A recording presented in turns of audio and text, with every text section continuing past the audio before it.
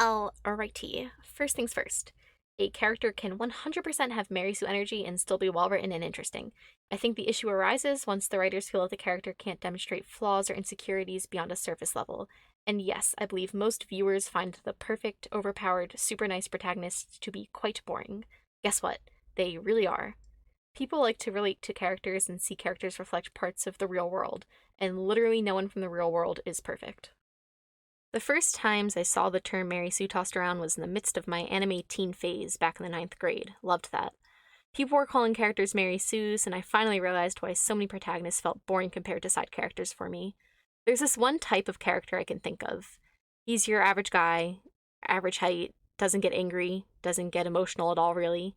He's usually surrounded by a bunch of people, mostly girls, and they all have more personality than he does, but they're all obsessed with him.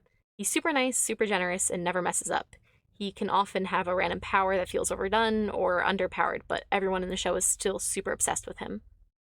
Sure, not all of the people who I'm thinking of are boring, and maybe there's a fun catch or something that makes the character unique, but for the most part, these are boring characters with no flaws, no personalities to build on. So why are they so popular? Mary Sue characters are made this way because their lack of specific personalities or flaws make it super easy for the viewer to project onto them, making it a self-insert of sorts, the same reason that YN fanfictions and Wattpad stories were so popular at the time. And yeah, maybe this worked when some of us were 12 and thought having no personality would be ideal compared to whatever, we were actually doing at age 12, but now it just feels really dry. I don't want to watch a show where the protagonist is someone who would go into an ice cream shop and order vanilla soft serve with rainbow sprinkles and think it's a fun day. No.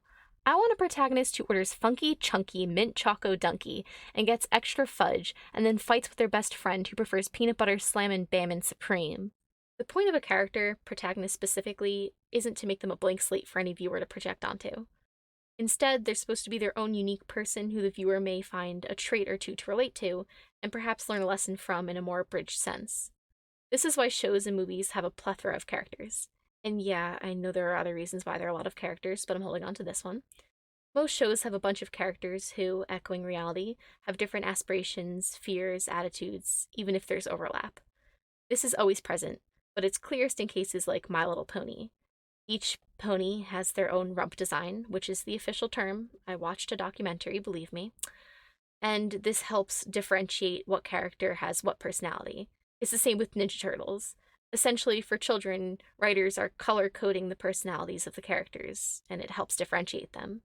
Then in other shows, it becomes easier to pick on character differences without it being spelt out for us. So, what does this have to do with the Mary Sue trope? Well, there's nothing wrong with the protagonist having some OP energy, but once they're brought so far out of the realm of the other characters with specific flavors and faults, the specialness of the main character ends up being the very thing that makes them bland. So what do? We find a balance. Sure, your protagonist doesn't have to be a Mary Sue to be well written. In fact, it's safer to avoid that, but there are shows that provide a balance. A term I haven't used yet, but is 100% relevant, is the chosen one. This is a trope that is massively common, and that's perfectly fine. The problem, once again, arises when being the chosen one becomes the character's whole personality. Let's take Naruto. Naruto is the chosen one, and he has great amounts of power and is running on so much protagonist juice. But why is he not boring? Why is he a type of Mary Sue without crossing the line? For starters, Naruto isn't super nice and perfect. He starts off rather annoying and loud and kind of bad at being a ninja. His personality is specific, so the viewer has to find specific ways to relate to him instead of just projecting onto a clean slate. In addition to this, Naruto isn't the only special one in the series. Sasuke is stated as the most powerful in the beginning with his own tragic origin story. Then you meet Neji, who is a prodigy with his own personality as well. Then Rock Lee, who in literally any other show ever would have been the protagonist. And yes, I've seen the spin-off. Then there's Gaara and even Shikamaru. So many characters are seen as super powerful and unique, so while Naruto is the protagonist, he doesn't sit so high above the others that he feels stale. Another way a character can avoid crossing the line as a Mary Sue is to reinterpret the chosen one trope as a whole. I recently watched The Owl House, and one line sticks out to me. Look, kid, everyone wants to believe they're chosen. But if we all waited around for a prophecy to make us special, we'd die waiting. And that's why you need to choose yourself. Luz, like every other child at that age, wants to be special, wants to be the chosen one. In a way, she kind of is. She's the only human in this magical realm, but the show makes it clear that this happens by chance, being at the right place at the right time, and it's not some long awaited destiny.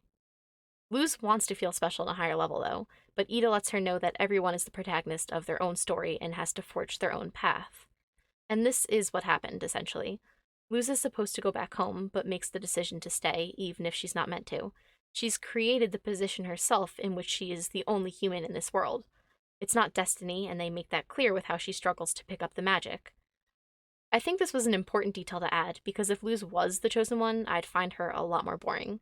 She's super nice and hardworking already, so we needed her to have to fight hard to make a place in this world. If not, everything would have come easy to her, and the show would have nothing to push her towards. So this raises the question, are all chosen ones Mary Sue's? I don't think so, but I do think there's a huge overlap because, like I said, many writers are afraid of giving flaws and individuality to their characters who are meant to be special, which completely defeats the point. Guess what time it is? It's time for me to bring up Shira into literally any conversation ever. So unlike me. Okay, confession. I did not like Adora in the first 2 episodes because I'm so wary of the chosen ones. I remember the line that really did it to me. What's written on this door? It looks like some kind of password. You can read that?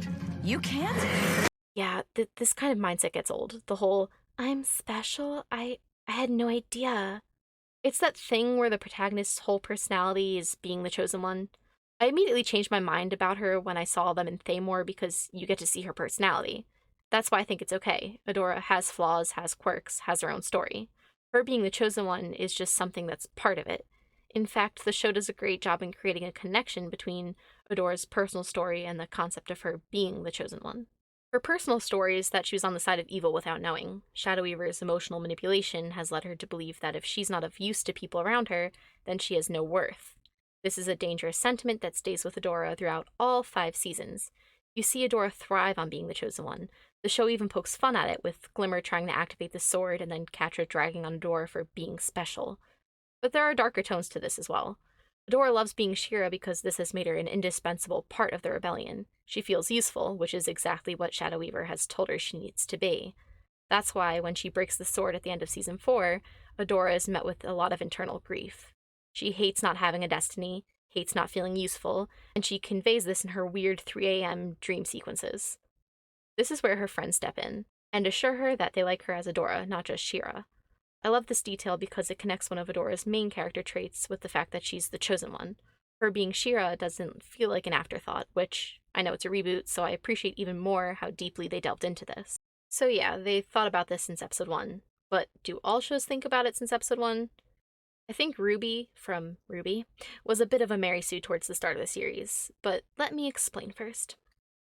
RWBY is about as far as a Mary Sue can get before they cross the line into, oh, this isn't good anymore territory. I think she's safe, and has been slowly walking away from the line in recent seasons, but it's definitely close. The problem here is that RWBY has always been the special one. Yes, the other characters have their own backgrounds and stories, but RWBY, in terms of power, is so far above them with her special eyes, special semblance, special admission into the school 2 years early, special leader of the team, special connection with Ozpin, special. What stops her from crossing the line? I genuinely believe in the first 3 seasons it's Pyrrha. Despite the 2 of them not having much of a relationship, Pyrrha demonstrates that she is the most powerful student at Beacon, and is also very friendly and has faults. She's the one they choose to be the new maiden. Her death is what makes RWBY snap out of the Mary Sue bubble and realize, oh wow, my perky personality won't save me from Cinder's fists. Besides that, Pyrrha also is that person, like I said, that makes sure RWBY isn't so far above the other characters. I realize I sound like I'm dragging RWBY as a character, and I'm really trying not to because I love RWBY, and I think this is largely due to the fact that they snuck in some flaws. If they gave RWBY Pyrrha's personality and ran with it, I'd be bored. But they made RWBY act childish, have issues with working as part of a team, lack in hand-to-hand combat, and be a bit too idealistic. Sure, her constant speeches can still get old, and she has the "I'm special" lines, but as the series progressed, they didn't wrap the focus so much around RWBY. Other characters had more development, and get ready for some controversial opinions. I think season 4 was really important with this. In season 4, each of the girls was the protagonist of their own story, having been separated after the season 3 finale.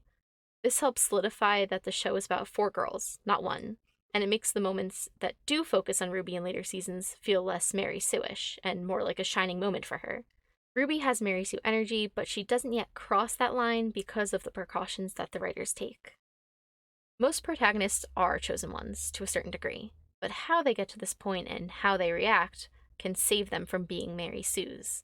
Aang from Avatar The Last Airbender is a great example of a show taking many precautions and ensuring the line is not crossed. Like Naruto, Aang is met with multiple people who are more powerful than he is. There are other people in the show who are special for different reasons. Heck, most characters in the show are special. Inventing metal bending, being a bloodbender, banished prince. Yeah. Like in the Owl House, Aang has to forge his own path as an avatar, not fitting into a destiny so much as making it his own.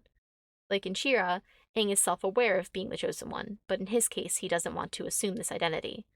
Like in RWBY, Aang is aware that while he has great powers, he is not immune to failure. Okay, we're about to enter some niche territory. Have you ever heard of Blue Spring Ride? It was one of my favorite anime/manga when I was in high school because, despite one really, really bad scene, it subverted most tropes and focused on friendship above romance while still being a simple shoujo. The main character, Futaba, falls into a slot that, in a lot of shoujo, would leave her with this overly desired, too perfect, super sweet, loved by all, never does anything wrong position. However, Futaba, out of almost any high school animation I've ever seen, is the most normal high schooler. What I mean by this is she is the least special person out there. She gets medium grades, has an average amount of friends, makes mistakes, owns up to them. She can come across as rude, but has good intentions. It's clear from the start that she'll end up with Ko, but he genuinely isn't into her from the start. When I said that in RWBY it's a show about 4 girls, not one, I think this anime has the same idea. This isn't just a romance story, it's a story about the friendship between 5 teenagers, all with unique personalities. Futaba doesn't waltz around with every other character having unrequited feelings towards her. Sure, throughout the 40-something chapters, 2 dudes do end up liking Futaba. Ko, clearly endgame, and then this guitar man's. But they don't fall for Futaba as one does with Mary Sue's, upon first sight and without much reason. Both actually dislike her at first because she has this thing where she accidentally offends people upon first meeting them, which is super relatable. The romance story doesn't rely on the perfect nature of the protagonist or the Mary Sue love at first sight occurrences that many high school romances do.